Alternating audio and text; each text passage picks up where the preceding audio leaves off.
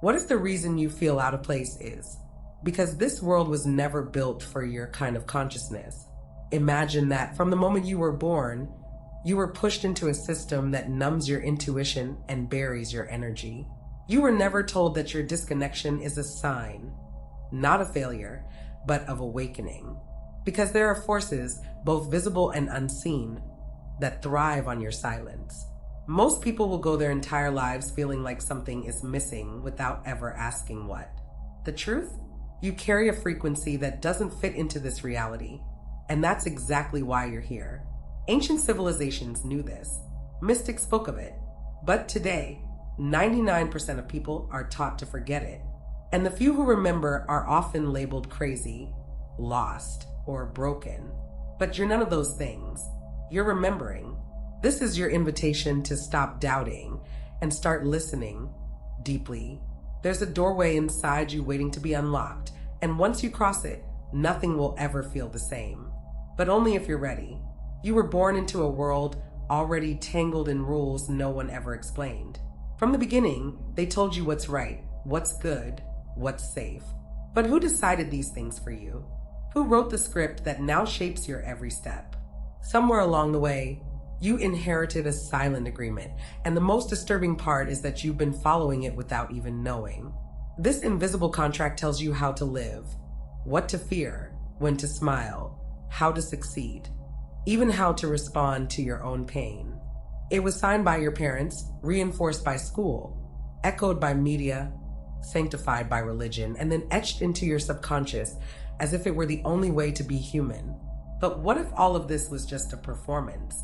What if the story was never yours to begin with? Psychiatrist Gabor may suggest that many of our deepest struggles don't come from trauma itself, but from the ways we betray ourselves to gain approval.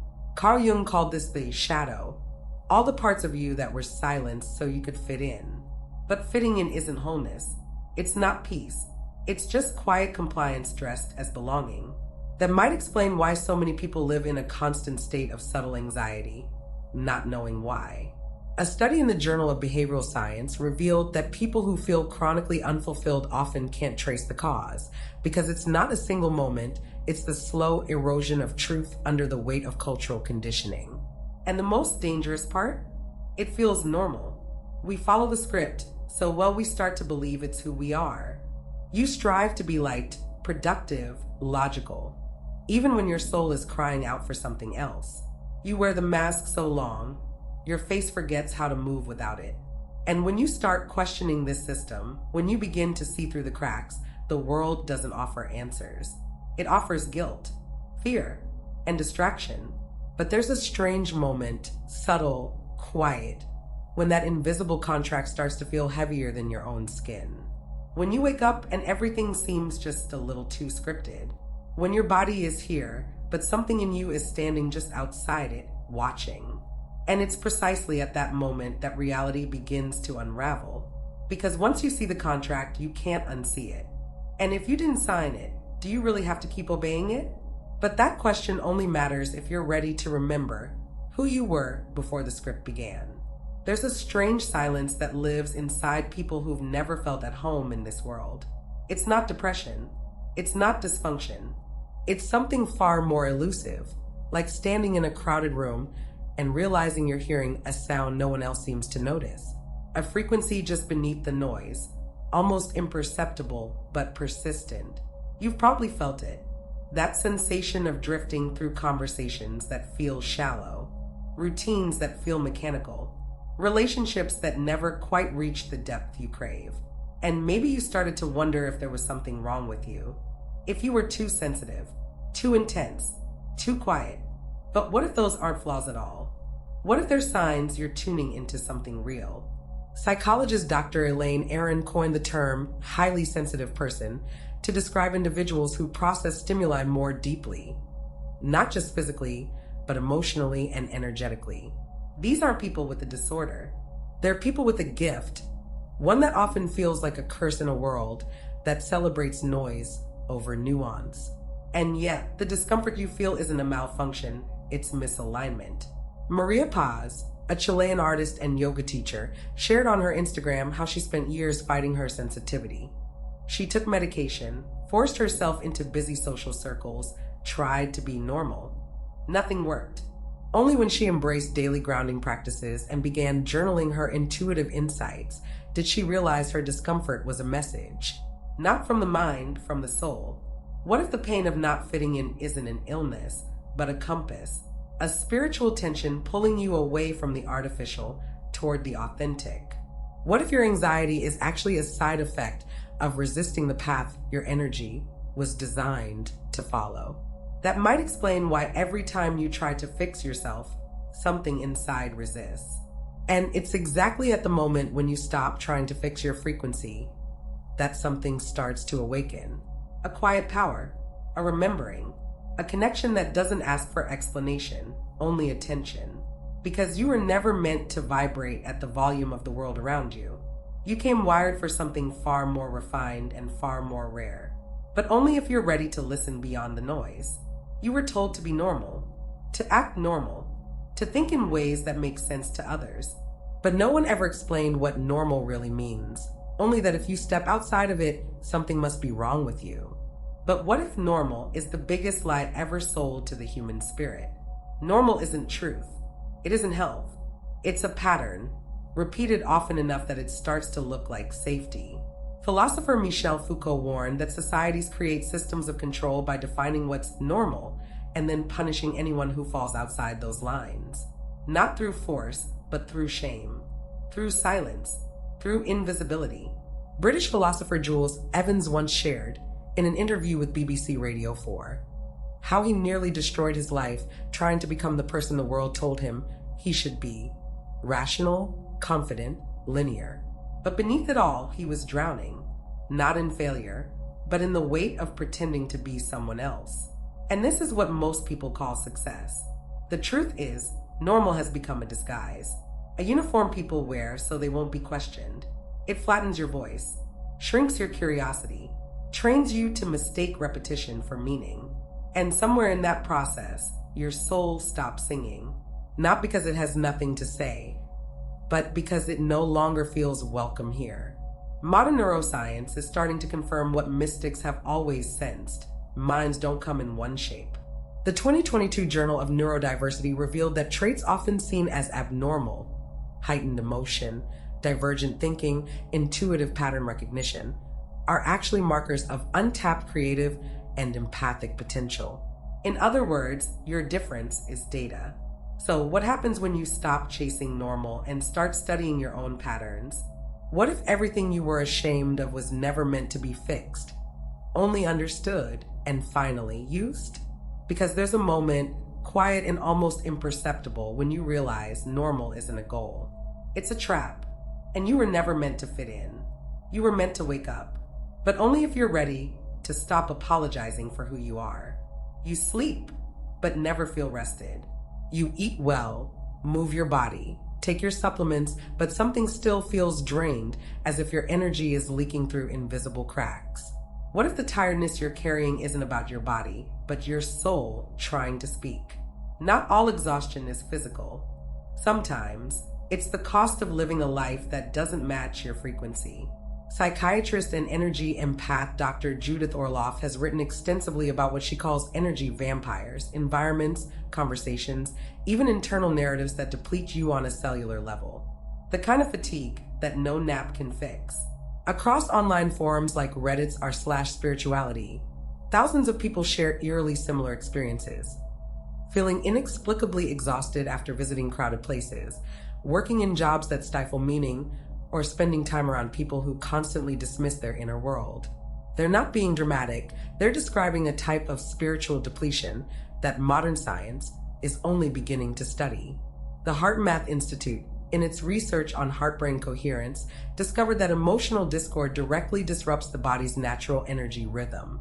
When you're out of alignment with your inner truth, your nervous system enters a subtle, ongoing survival state.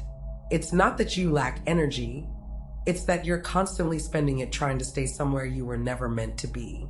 You might recognize it as that dull ache behind the eyes, the sigh that escapes when no one's watching, the tightness in the chest when you silence yourself to keep the peace. And the longer you ignore it, the more it grows, not louder, but heavier. It doesn't scream. It saps, slowly. But something strange happens when you begin protecting your energy as fiercely as your time. When you stop explaining your boundaries. When you trust the pull to step away, even when no one understands. Because that's when the tiredness starts to shift into clarity. And sometimes it's only after you disconnect from everything that drains you that you realize what was waiting to be restored. But only if you're ready to stop calling your exhaustion normal. You felt it for years, that quiet unease that something about this world doesn't quite make sense. But when you bring it up, people go silent. They laugh. They change the subject. And so, like most of us, you start to think, maybe I'm the only one who sees it.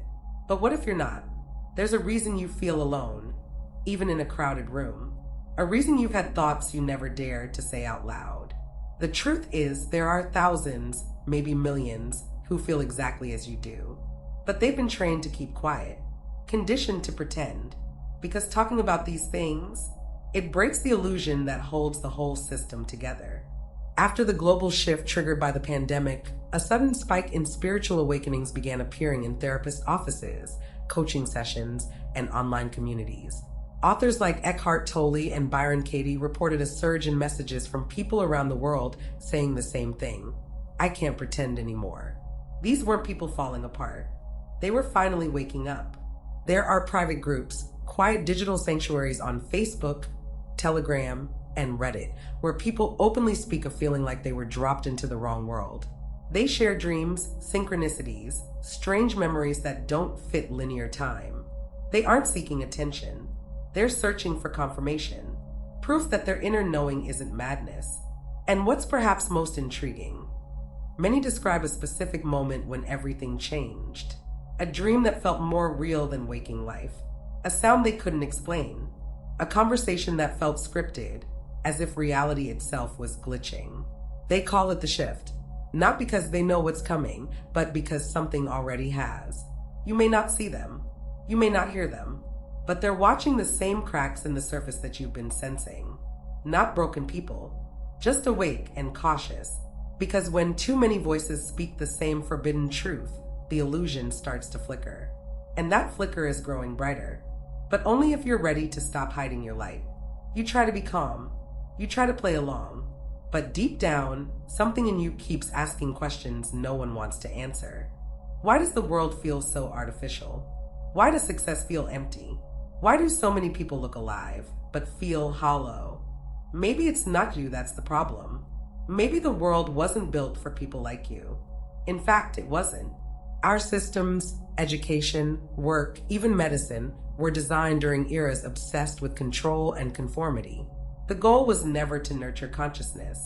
It was to produce efficiency, predictability, obedience. Awake minds? They disrupt the script. They question the unquestionable. They don't just color outside the lines. They burn the paper.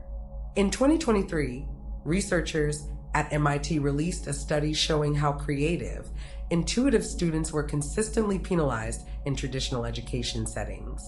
Their ability to think beyond structure was labeled as distracted or non-compliant. But what if those traits were never flaws, just signals that these children weren't here to conform, but to reimagine? Kai Forbath, a former Silicon Valley engineer, shared in a podcast interview with Modern Wisdom how he spiraled into burnout and depression. Not because he failed, but because he succeeded in a life that didn't match who he truly was. It wasn't until he left it all behind and began exploring altered states of consciousness that he realized the system rewards the mask, not the truth. And the deeper you awaken, the more you feel this friction. Not as drama, but as dissonance. Every time you try to follow the rules, something inside tightens. Your energy dims. Your presence shrinks. The system was designed for predictable minds, and your consciousness is anything. But here's the secret no one says out loud. Systems fear what they cannot control. And awakened people, the ones who see beyond the noise, aren't controllable. They remember. They question. They shift timelines just by walking into a room. And it's precisely at that point that reality begins to unravel. But only if you're ready to stop apologizing for seeing what others refuse to. There are moments, brief, but haunting when you look around and nothing feels real. You walk through your life like a visitor, not a resident. You speak, but the words don't quite belong to you. It's not depression. It's not detachment. It's a question echoing through your very bones. What am I doing here? That question isn't as strange as it sounds. For centuries, ancient cultures whispered about souls who came from elsewhere, not metaphorically, but literally. Dolores Cannon, through decades of regression hypnosis, documented thousands of cases where people described lives between lives and places that don't exist on any map. They didn't imagine it. They remembered it. Modern thinkers like Bashar and even Carl Sagan have speculated about consciousness existing beyond Earth's dimensions. Not just aliens in flying ships, but souls encoded with frequencies that don't match this world. People who come here not by accident, but with purpose. Often, that purpose starts as disorientation. Thousands of people have spoken, quietly, cautiously, about dreams of landscapes they've never seen on Earth, of star systems they feel tied to, of an aching homesickness that has nothing to do with geography. In the writings of Dr. Michael Newton, clients under deep hypnosis described arriving to Earth with a mission and feeling instantly misplaced. You might recognize it as a pull toward the stars, a fascination with symbols you've never studied, a longing that no relationship or achievement seems to soothe. Maybe that's why earthly rewards never fully satisfy you. Maybe you weren't meant to settle because you didn't come here to stay. And the strangest thing, once you allow this idea, not as belief, but as a possibility, something shifts. A sense of remembrance begins to ripple through your awareness. Not new information, but something ancient, something buried. Because if you truly aren't from here, then everything you've been taught about who you are unravels at once. But only if you're ready to remember what you came here to do. You wake up every day believing your thoughts are your own. Your choices, your beliefs, your fears, all carefully considered, right? But what if most of what you think was never yours to begin with? What if your subconscious mind, the very engine behind your reality, was quietly rewritten without your permission? Studies show that over 95% of your daily behavior is driven by subconscious programs, not conscious decision-making. That means almost everything from how you respond to conflict to how you see yourself in the mirror was coded long ago, often before you turned 7. According to Dr. Bruce Lipton, author of The Biology of Belief, the subconscious is like a recorder. It absorbs without filter and replays without pause. You were never told that every commercial you watched, every adult conversation you overheard, every emotional silence you swallowed, all of it went straight into your subconscious library. And now, you're living according to scripts you didn't write, reacting to patterns that aren't truly yours, haunted by echoes of other people's fears. Psychologist Carl Jung taught that until you make the unconscious conscious, it will direct your life, and you'll call it fate. But this isn't philosophy. It's biology. And unless you interrupt these patterns, they become your reality. You keep dating the same type of person, sabotaging the same kind of opportunity, feeling the same fears in different costumes.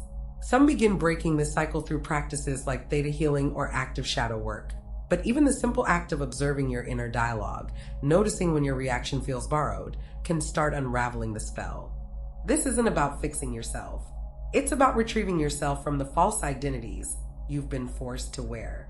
And the moment you begin questioning these internal programs, not with judgment, but with awareness, your consciousness starts to peel away the layers. You begin to feel space, choice, agency, not all at once, but undeniably. Because when the mind begins to awaken from its programmed sleep, the world around it starts to glitch.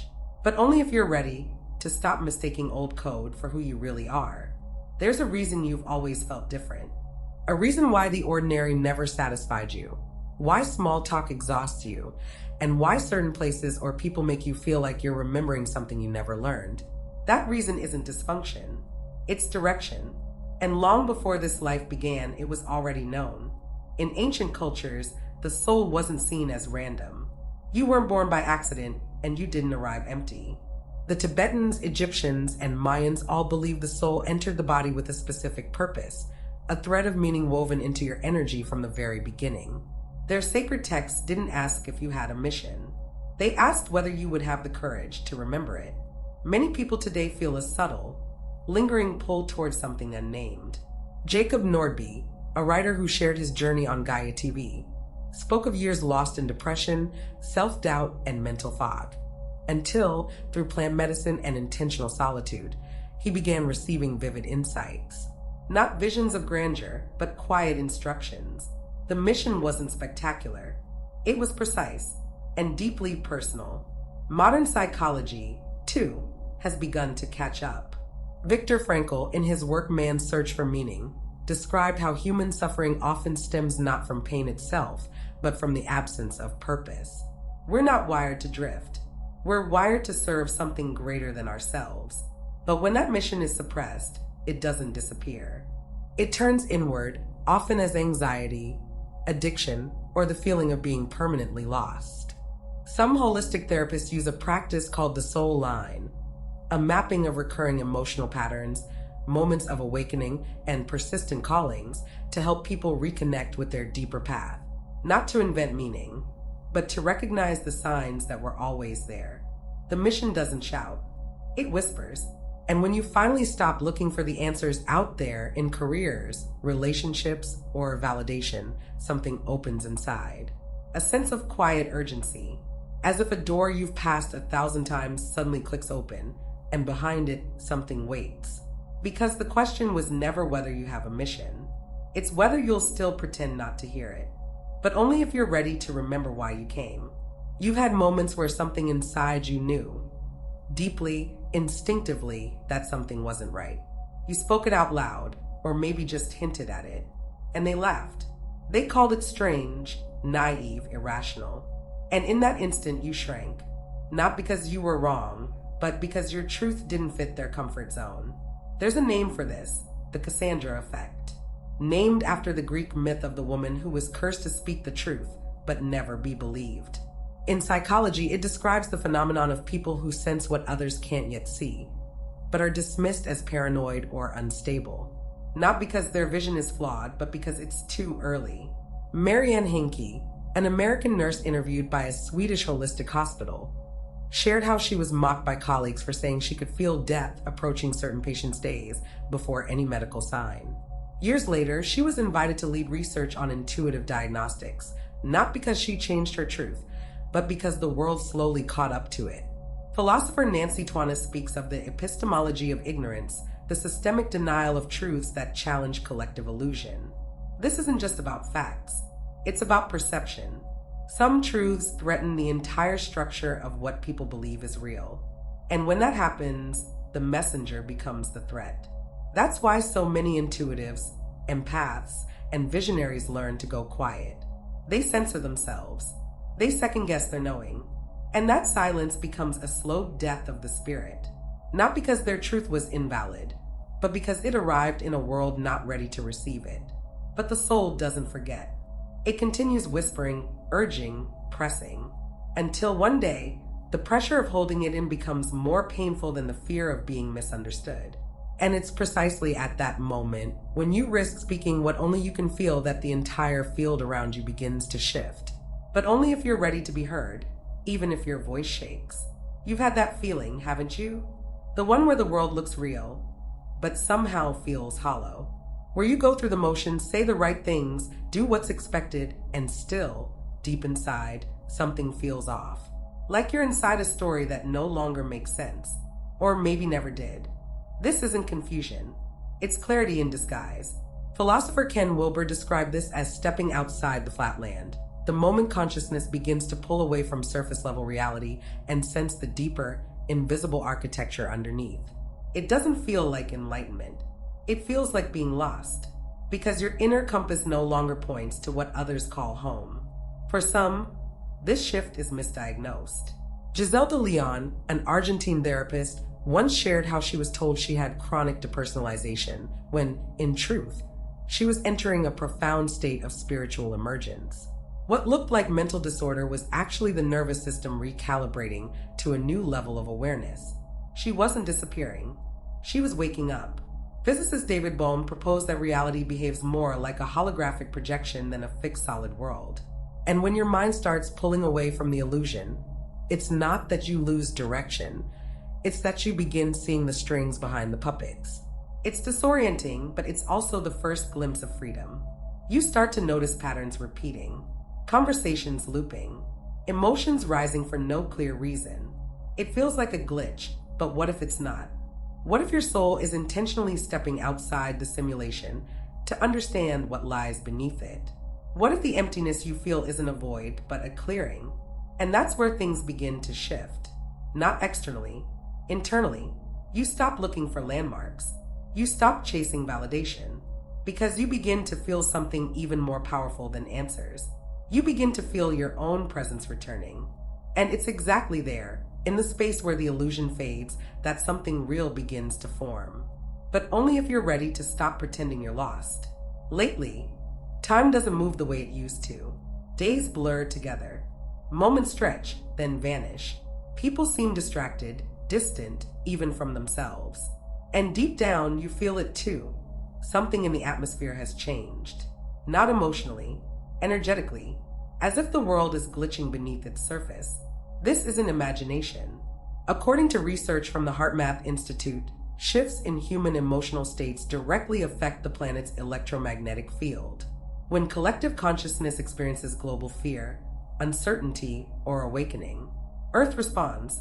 And as that field shifts, our nervous systems begin picking up frequencies we were never taught to recognize. Some call it the shift. Others call it ascension. But whatever name it takes, thousands of people are describing the same experience, an unraveling of the known world and a strange expansion of the inner one. On Facebook, a private group with over 300,000 members, The Shift is Real, is filled with testimonies of people feeling time collapsing, emotions intensifying, and reality becoming unstable. Even the smallest things feel off. You walk into a room and forget why. You reread messages you never sent. You hear songs that seem to answer your thoughts. These aren't just glitches. They're symptoms of a consciousness stepping beyond linear perception. And the more you resist it, the more disoriented you feel. Quantum physics supports the idea that reality isn't fixed. It responds to observation, intention, and frequency. So what happens when millions begin questioning the same illusion at the same time?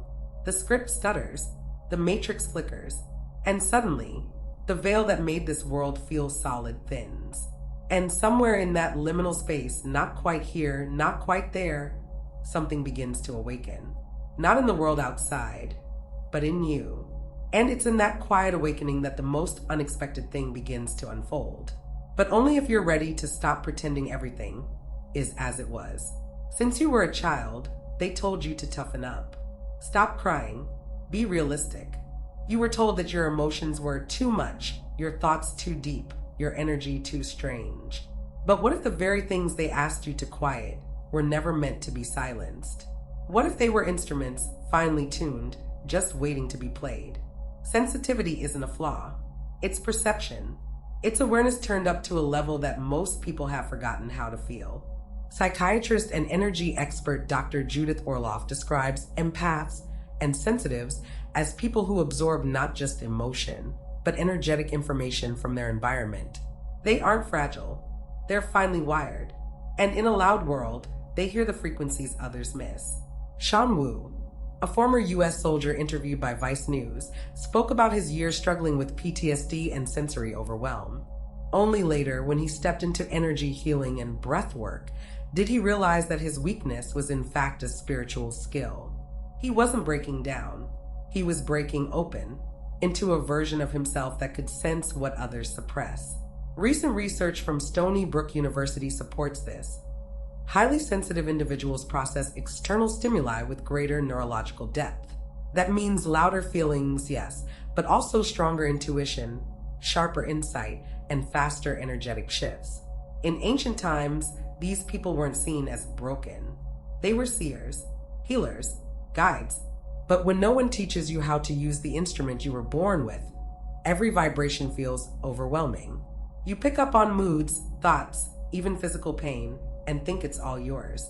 You try to numb it, block it, hide it. But what if the solution isn't to dull your senses, but to learn their purpose? One technique practiced by spiritual therapists is the creation of an energetic shield. not to wall yourself off, but to filter what enters your field.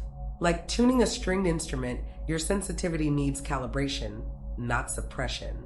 And once you learn to play it, once you stop fearing the volume of your own frequency, something changes. You no longer feel broken. You feel activated, but only if you're ready to stop shrinking to fit a world that fears your depth. There's a stillness you can't explain, a sensation that you're paused, somehow, like standing on the edge of something you can't see, waiting for a signal that never quite arrives. You go through the motions, keep busy, say the right things, but inside, a question burns quietly. What am I waiting for? You're not lazy. You're not lost. You're not broken. You're tuned into something beyond logic, something that exists outside of time. In Man and His Symbols, Carl Jung spoke of deep unconscious rhythms that govern human transformation. These are not triggered by clocks or calendars. They move like tides beneath awareness, and when you're meant to act, something inside you will know. Spiritual teacher Rupert Sheldrake's research into morphic resonance suggests that future possibilities can echo backward into the present, not through magic, but through the field of consciousness itself. In this view, your waiting isn't empty. It's alignment. Your soul is positioning itself for something, and you're sensing its approach before your mind can explain it. Reddit threads on r/awakening are filled with people describing this same sensation, a quiet readiness without a visible reason. They speak of dreams that feel more real than waking life, of signs, numbers, fragments of sound. None of it adds up until one day it does. Not in a rush of understanding, but in a sudden, irreversible shift. Psychiatrist Stanislav Grof described this as the activation phase of spiritual awakening. It feels like nothing, like waiting in an airport where the destination isn't listed on any screen. But beneath the silence, every part of your energy is preparing, rearranging, listening, and then, when you least expect it, when you've nearly surrendered to the waiting, something arrives. Not from outside, from within. The call, the moment, the door, but only if you're ready to stop forcing what's still unfolding in sacred time. From the beginning, something in you refused to fully settle. You tried, truly you did, to fit in, to follow the rules, to care about the things everyone else seemed to care about. But a part of you always felt like it was pretending, like you were wearing someone else's skin, smiling with someone else's mouth. That dissonance wasn't failure. It was the first sign of awakening. Spiritual teacher Osho once said, "To be well-adjusted to a sick society is no measure of health." You weren't born to adapt to what's broken. You were born to remember what's real. And the pain of not belonging? That's not punishment. It's invitation. Emily Liddell, a young woman who once shared her story on the Inner Worlds YouTube channel, spoke of surviving 2 suicide attempts. Not because she didn't want to live, but because she couldn't find herself in the world she was being asked to accept. It was only when she stopped trying to belong that she began to awaken. And what she found wasn't escape. It was truth. The modern world teaches us to conform before we even speak our first words. We're shaped to be functional, agreeable, predictable. But philosophers like Alan Watts and Krishnamurti argued that the soul doesn't come here to be tamed. It comes here to disrupt, to feel, to remember. And when it resists, society calls it wrong. The tension you feel, that quiet ache when you walk through life pretending to be smaller than you are, that's not your weakness. That's your threshold, the line between forgetting and remembering. And once you cross it, the world doesn't suddenly make sense, but your place in it does. Because belonging was never the point. Awakening was. And it's right at the edge of that discomfort that the real remembering begins. But only if you're ready to stop seeking permission to be who you already are. There was a time, before language, before logic, when you trusted yourself completely. You felt things and you followed them. You didn't need permission to know what was right for you. But somewhere along the way, that connection was severed. Not by accident, but by design. Because a system that wants control can't afford individuals who trust their inner voice.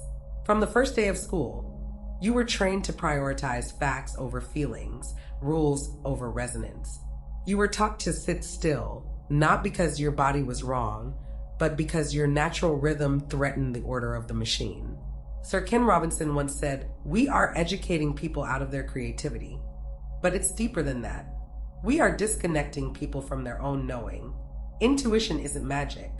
It's intelligence, ancient, embodied, and real. Neuroscientist Ian McGilchrist, in The Master and His Emissary, explains that the right hemisphere of the brain processes reality holistically, contextually, intuitively. Yet our world elevates the left hemisphere, linear, narrow, analytical as the superior lens. The result? A society that silences the part of the mind most connected to truth. So every time you had a gut feeling and ignored it, every time you felt a no, but said yes, every time you swallowed your own sense of danger, your soul dimmed just a little. And eventually, you began to doubt that you ever had intuition to begin with. But you did. You still do. It's just buried beneath layers of obedience. And the most haunting part? The more disconnected you become from your intuition, the easier it is for others to tell you who you are, what to believe, what to chase, what to fear. You become programmable, not because you're weak, but because the compass inside you was tampered with before you even learned how to use it. But something strange happens when you stop asking for proof and start listening for resonance. A word, a sound, a name, it hits you differently. Not in your mind, but in your bones. You can't explain it. You just know. And it's in that moment that the war begins to end. Because intuition doesn't speak in arguments. It speaks in recognition. But only if you're ready to remember the language. There are things you see that no one else notices. A number that repeats. A bird that appears at the exact moment you're thinking something heavy. A word that echoes through conversations days apart. Coincidence? Maybe not. Because symbols don't explain, they remind. And what they're reminding you of is ancient. Before words, there were shapes. Before logic, there was pattern. Ancient cultures didn't speak only with their mouths. They listened with their dreams, their bodies, their skies. Carl Jung believed symbols were the native language of the unconscious, the way the soul whispers what the mind has forgotten. Not every message is literal. Some arrive wrapped in metaphor, in archetype, in impossible timing. You see it in recurring numbers, in dreams that speak in riddles, in signs that show up 3 times in a week and won't let you look away. You don't know why they matter, only that they do. That's not superstition. That's symbolic cognition. The way consciousness uses imagery to move energy, reveal truth, and pull you closer to what you came here to remember. In the digital age, these symbols haven't disappeared, they've mutated. You see them in algorithmic synchronicities, in repeated digital codes, in AI-generated archetypes that eerily mirror ancient glyphs. It's as if the soul is leaking into technology, trying to reroute our attention to the invisible layers of the now. But we were never taught to trust the abstract. We were trained to dismiss what can't be measured, what doesn't make sense. So you start to explain away the symbols. You rationalize the signs. Until one day, something breaks through, so personal, so precise, it bypasses logic and speaks directly to your core. And in that moment, you don't need translation. You remember, because symbols don't convince. They awaken. And when they speak to you, it's never by accident. But only if you're ready to listen with more than your mind. You lie awake, thought after thought spiraling through your mind like waves that never reach the shore. You analyze everything, conversations, choices, the past, the future. People call it overthinking. You call it exhausting. But what if it's something else entirely? What if your mind isn't malfunctioning? It's trying to get your attention. We're taught to believe that a busy mind is a broken one. That peace comes from silence, and overthinking is a sign of instability. But Dr. Joe Dispenza, in his studies on energy and consciousness, explains that many people labeled as anxious are actually individuals with powerful neural activity, not dysfunction, but unanchored energy. The real issue isn't the speed of thought. It's the absence of grounding. Your soul speaks in feeling, in intuition, in metaphor. But when you're not connected to your body, when you live too far up in your head, those messages can't land. They circle, they knock, they repeat. And what you call overthinking is often just insight without a path. Truth trying to reach you through the only channel still open. There are real people, once diagnosed as obsessive, who found relief not in suppression, but in reconnection. Through breath work, somatic practices, and stillness, they discovered that their mind quieted not by force, but by finally being heard. The moment you stop fighting your thoughts and start feeling them, they soften. They guide. Maybe the thoughts aren't the problem. Maybe they're symptoms of a deeper intelligence inside you, one that's desperate to create, to express, to expand. And when that energy has no direction, it loops, not to torment you, but to remind you that something vital has been ignored. And in that pause between one thought and the next, there's a message waiting to come through, not as noise, but as clarity. But only if you're ready to feel what your mind has been trying to say all along. You think everyone in your life is meant to stay, that if they've been there long enough, if they love you enough, they must belong. But what if some people, no matter how close, were never meant to walk the whole path with you? What if their role was never to lift you, but to keep you exactly where you are? Not everyone around you is aligned with your awakening. Some are tied to the version of you that you've already outgrown. The one who stayed quiet to avoid conflict, the one who dimmed their light to keep the peace. Emotional researcher Daniel Goleman writes about emotional contagion, the invisible transfer of energy between people. If you're expanding, but they're stuck in survival, guess what happens? You shrink. This isn't about blame. It's about resonance. When your frequency shifts, some people feel it as a threat. They mock your growth. They resist your peace. They tell you you've changed, as if that's a bad thing. But the truth is, your presence is disrupting their illusion. And sometimes the pushback is not personal, it's energetic. Spiritual traditions speak of karmic anchors, connections that return lifetime after lifetime to keep your lessons unfinished. Some arrive disguised as love, others as obligation. And when you begin to rise, they pull. Not because they're evil, but because your awakening threatens the comfort of their sleep. There are methods, not dramatic, but intentional, for reclaiming your space. Energy therapists teach practices of relational clearing, releasing cords, and calling your power back. Because the moment you step fully into your truth, something unexpected happens. The people who kept you small begin to fade. And you realize, not everyone can follow you into the next chapter. Not because you've become too much, but because they never intended to wake up.